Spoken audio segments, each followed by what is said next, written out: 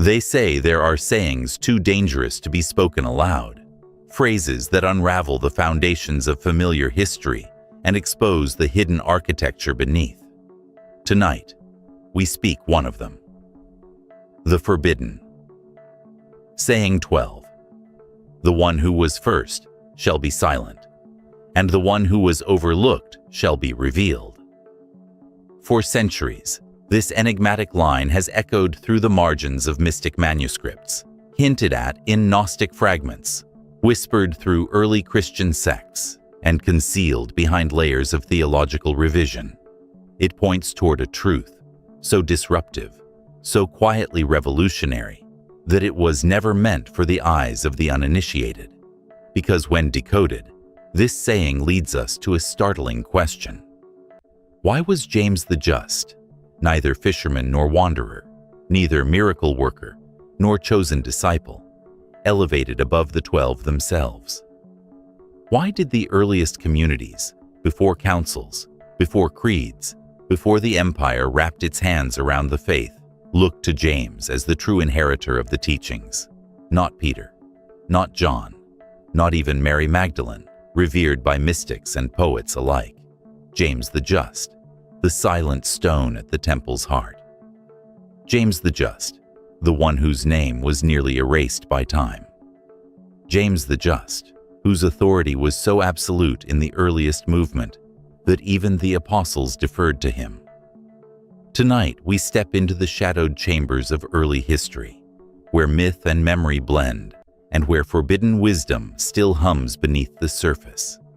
We will explore the ancient traditions that hint at James's secret initiation, the philosophical meaning behind his chosenness, the political and spiritual forces that hid this story from mainstream history, and most importantly, what this mystery reveals about your own inner path, the one that leads from silence to sovereignty.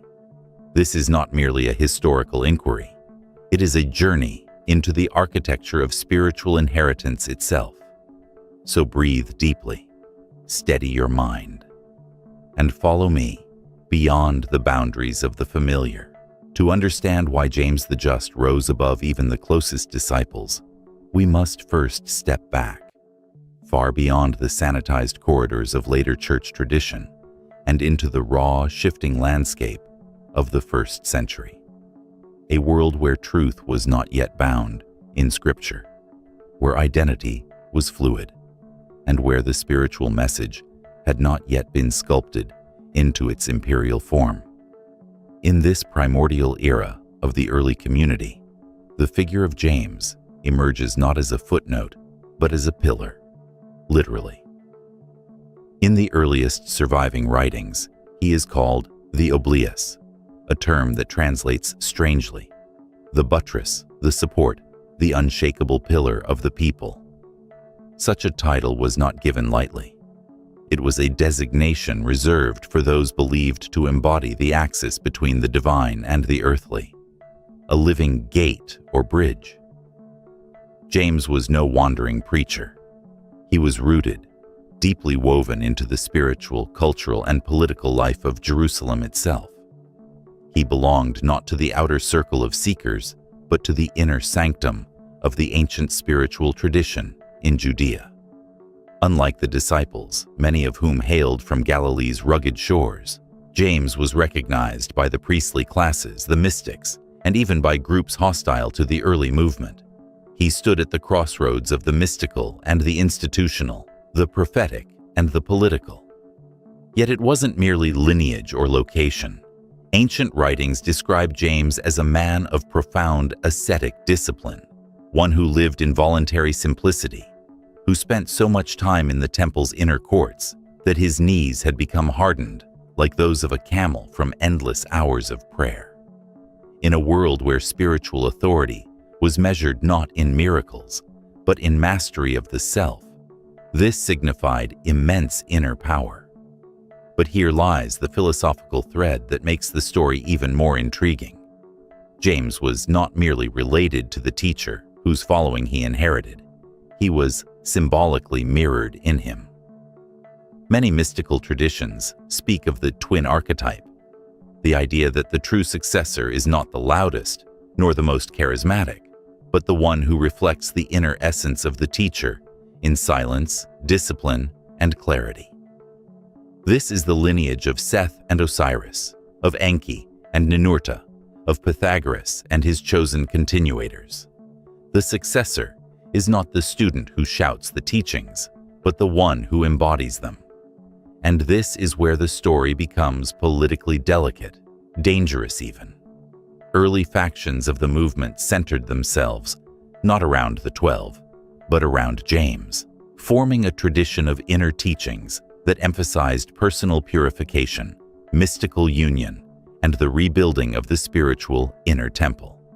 These groups held doctrines that later authorities deemed too radical, too individualistic, or too incompatible with the universal structures the emerging Orthodox order desired. As centuries passed, the memory of James as a central figure faded, quietly swept aside. His story did not vanish. It simply slipped into the esoteric currents, preserved in secret texts, whispered through Gnostic sects, and embedded in symbolic language that only the perceptive could decipher. For if James was indeed the chosen one, then the question arises, chosen for what and by whom? That is where we now turn. Picture an age when the fledgling movement around a crucified and risen teacher had no cathedrals, no dogmatic creeds, no empire behind it, only a small community trembling with faith, fear, and hope. In that fragile infancy, something remarkable happened. Among all those who walked, talked, and preached with Jesus, the human anchor of the movement did not become the loudest voice, but the most silent. That anchor was James the Just, and it is here our story of the overlooked chosen truly begins. The pillar in the shadows. In the letters of Paul of Tarsus, after his own dramatic conversion, he recounts meeting only two from the original circle, Cephas, Peter, and James. I saw no other of the apostles, only James, the Lord's brother. Everand +2 Wikipedia +2. Later, in what scholars call the baptismal summit of the early faith, Paul names three, Peter, John, and James, as the foundational pillars of the emerging community. Bible Hub +2, Church History 101 +2. Here, intriguingly, James is listed first, not as an afterthought, but as the first among equals. Internet Sacred Text Archive +1. This ordering is no random detail. In the ancient world, naming order often signified honor and authority. By naming James first, the early community, or at least Paul's view of it, implicitly recognized him as the substantive anchor of the movement, even if he lacked the public persona of the 12. From skeptic to anchor. Unlike Peter or John, disciples who followed Jesus during his ministry, James appears only later in the story. The canonical Gospels mention him as one of Jesus's brothers, but not as a follower during his lifetime. Wikipedia +1 writings from the 1st century suggest that James came to belief after experiencing a post-resurrection appearance of Jesus. Lich Su Jiaohui +1. This transformation, from skeptic to believer, from outsider to spiritual center, corresponds to a deeper metaphysical principle, the notion that true authority in spiritual lineage does not rest on proximity in public ministry, but on inner transformation. In mystical and initiation traditions across cultures, the true successor is often the one who crosses the threshold of death, outer or symbolic, and returns reborn, grounded not in fame, but in inner integrity. James becomes that successor, not because he was the loudest, but because he had seen and been changed. That is why, in Paul's account, James is not one of many. He is a singular witness to the resurrection and a living bridge between the old order and the new. Everand +1. Leadership of Jerusalem, earthly and heavenly authority. As the early movement struggled to define itself, between Jewish roots, Gentile converts, and internal tensions, leadership became crucial. But many of the original disciples scattered, traveled, or were martyred. In the vacuum, James remained. By the time of the turning point, known as the Council of Jerusalem, circa AD 50, when the Church faced the pressing question of whether Gentile believers must observe Jewish law, James was already the de facto leader of the Jerusalem community. Grace Street, Paul's Episcopal Church +2, Wikipedia +2. It was James who rose, spoke, judged, and shaped the path forward. Early Church +2, Jerusalem Patriarchate, Newsgate +2. This was no ceremonial honor. As many Christian historians note, James embodied a unique synthesis: devoted adherence to Jewish law, deep spiritual discipline, and acceptance of the new covenant in Christ. Go Jerusalem, +2 Early Church +2. For a fragmented community balancing old loyalties and new faith, James offered a bridge, not by compromise, but by embodying both traditions in tension. Thus, when other early leaders, the traveling apostles, moved on or faded from the scene, James stood firm. His authority, rooted in family ties, personal transformation, spiritual discipline, and communal wisdom, became the living fulcrum upon which the nascent faith pivoted. The hidden logic behind the silence. This brings us back to that forbidden saying, "The one who was first shall be silent, and the one who was overlooked shall be revealed."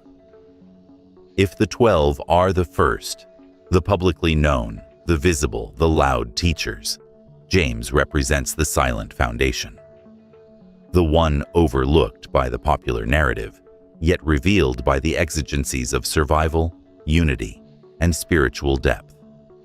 It is a logic not of hierarchy by birthright or charisma, but of depth, of internal alignment with the teachings, of the resilience to hold together a disparate community through doubt, persecution, and change. In this sense, the true apostolic succession begins not with thunderous miracles or dramatic preaching, but with silence, discipline, and hidden fidelity, qualities embodied supremely in James. A door left slightly open. Even now, as we glimpse this hidden hierarchy, many questions remain. Who else among the early faithful carried similar weight, yet was lost to history? What secret teachings or practices were preserved under James's stewardship? Teachings suppressed when later church structures hardened. These questions are not mere academic curiosities. They point to a deeper truth about spiritual lineage, that history is written by visibility, but true power lies in what remains unseen, unspoken, and alive in the quiet hearts of seekers. If Part 1 revealed the outer shape of James's unexpected authority, Part 2 takes us behind the veil, into the symbolic, mystical, and deeply psychological dimensions that made James the secret cornerstone of the early movement. Here, the truth becomes less about historical chronology and more about spiritual structure. Because the rise of James the Just is not merely an event, it is an archetype, a blueprint, a pattern that repeats in every authentic spiritual lineage, from the temples of Egypt to the mystery schools of Greece, from the Essenes to the earliest Christian initiates. The archetype of the silent twin. Across esoteric traditions, there exists a mysterious figure known as the silent twin. This is not a literal sibling, but a symbolic mirror, the one who reflects the teacher's inner essence rather than his public message. In ancient Egyptian lore, Horus was accompanied by Harpocrates, the silent and inward-facing form of divine wisdom. In Pythagorean tradition, the outer disciples listened to public lectures, but only the innermost, the akaosmatikoi, received the hidden contemplative teachings. In many mystical schools, when a great teacher dies, the successor is not the one who spoke most boldly, but the one who listened most deeply. James fits this archetype with uncanny precision, not because he was biologically related, though that symbolism strengthened the perception, but because his energy, temperament, and spiritual discipline positioned him as the mirror of the inner path. Where Peter represented fire and proclamation, James embodied earth and stillness. Where John carried mysticism into poetry, James carried mysticism into practice. This balance is essential. If Peter is the preacher and John the visionary, then James is the anchor, the one who keeps the movement grounded, disciplined, and aligned with its original essence. This triad is ancient. It appears again and again in hidden teachings: the speaker, the seer, and the silent one. In the earliest Christian community, whether by intention or destiny, this triad took form, with James holding the most concealed and therefore the most powerful position. Why James's role became inconvenient. As the movement spread beyond Judea and into the Gentile world, its internal dynamics began to shift dramatically. The mystical, temple-centered contemplative teachings associated with James clashed with the expanding mission-driven form that would, centuries later, crystallize into institutional religion. James represented a continuity with ancient Jewish mystical tradition, a rigorous form of personal purification, a spiritual practice centered on the inner temple, not external authority, a style of leadership based on embodiment, not rhetoric. In other words, James was a symbol of inwardness, and institutions fear what they cannot regulate. As the faith moved into new cultures, the emphasis shifted. Revelation became doctrine. Mystical experience became creed. Contemplation gave way to structure. The inner path was overshadowed by the outer mission. James's legacy, rooted in silence and purification, did not fit the emerging narrative. Thus, over time, the memory of his central role dimmed, not by conspiracy, but by cultural drift. Silent wisdom always fades first when noise and expansion dominate. The hidden teachings beneath James's leadership. Though many of James's teachings were never written down, the fragments we glimpse through early writings, mystical commentaries, and symbolic echoes reveal unusual common themes. 1. The inner temple. James taught that true spirituality was the rebuilding of the temple within. Not stone, not ritual, but consciousness.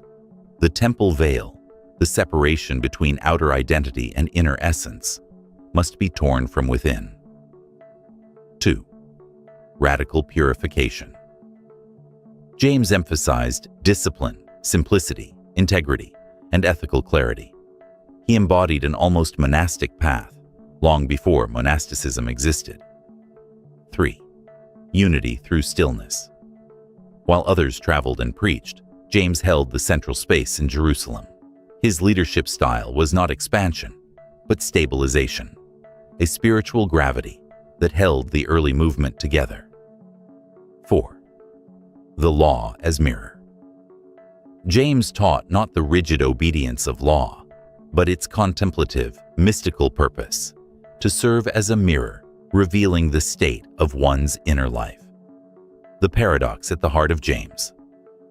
And so, we arrive at the paradox. James was chosen precisely because he was not outwardly chosen.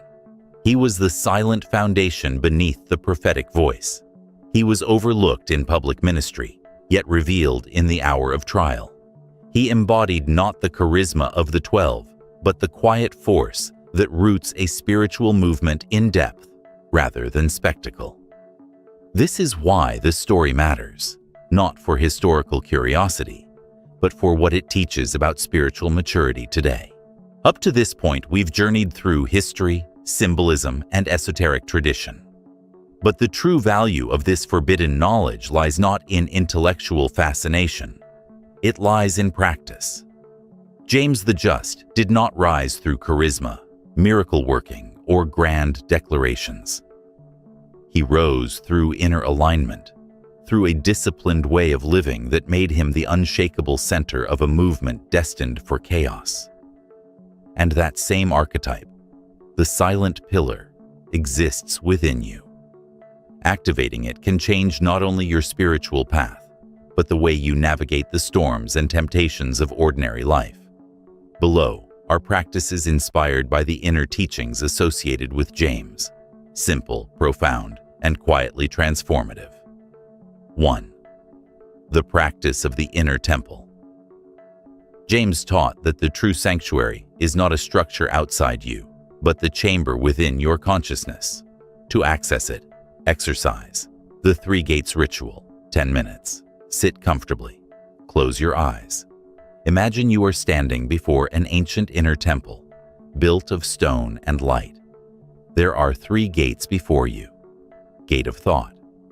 Watch your thoughts pass without attachment. Gate of emotion.